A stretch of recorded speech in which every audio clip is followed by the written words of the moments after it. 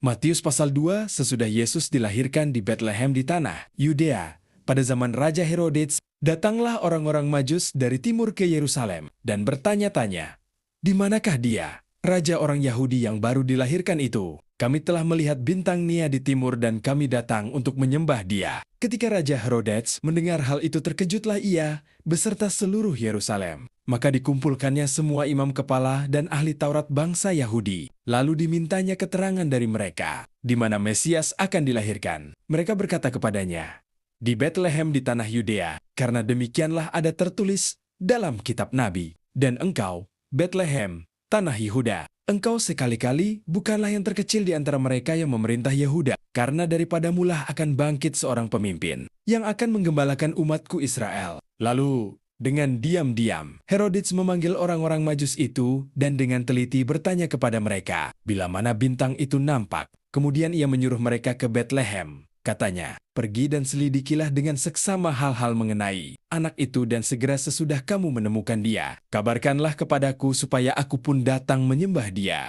Setelah mendengar kata-kata raja itu, berangkatlah mereka. Dan lihatlah, bintang yang mereka lihat di timur itu mendahului mereka hingga tiba dan berhenti di atas tempat di mana anak itu berada. Ketika mereka melihat bintang itu, sangat bersukacitalah mereka. Maka masuklah mereka ke dalam rumah itu dan melihat anak itu bersama Maria, ibunya, lalu sujud menyembah dia. Mereka pun membuka tempat harta bendanya dan mempersembahkan persembahan kepadanya, yaitu emas, kemenyan, dan mur. Dan karena diperingatkan dalam mimpi supaya jangan kembali kepada Herodes, maka pulanglah mereka ke negerinya melalui jalan lain. Setelah orang-orang Majus itu berangkat, nampaklah malaikat Tuhan kepada Yusuf dalam mimpi dan berkata, "Bangunlah, ambillah anak itu serta ibunya, larilah ke Mesir dan tinggallah di sana sampai aku berfirman kepadamu, karena Herodes akan mencari anak itu untuk membunuh dia." Maka Yusuf pun bangunlah.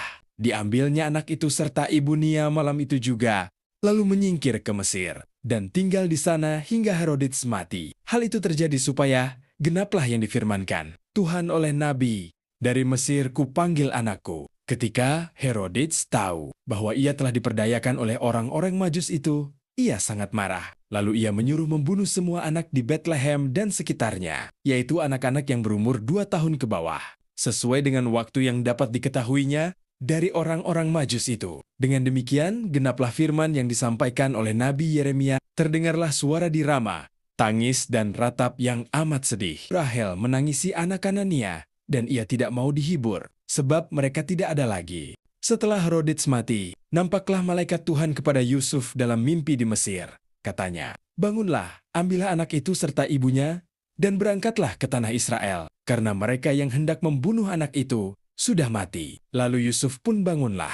Diambilnya anak itu serta ibu Nia dan pergi ke tanah Israel. Tetapi setelah didengarnya bahwa Archelaus menjadi raja di Yudea menggantikan Herodes, ayahnya, ia takut ke sana. Karena dinasihati dalam mimpi, pergilah Yusuf ke daerah Galilea. Setibanya di sana, ia pun tinggal di sebuah kota yang bernama Nazaret. Hal itu terjadi supaya genaplah firman yang disampaikan oleh nabi-nabi, bahwa ia akan disebut orang Nazaret.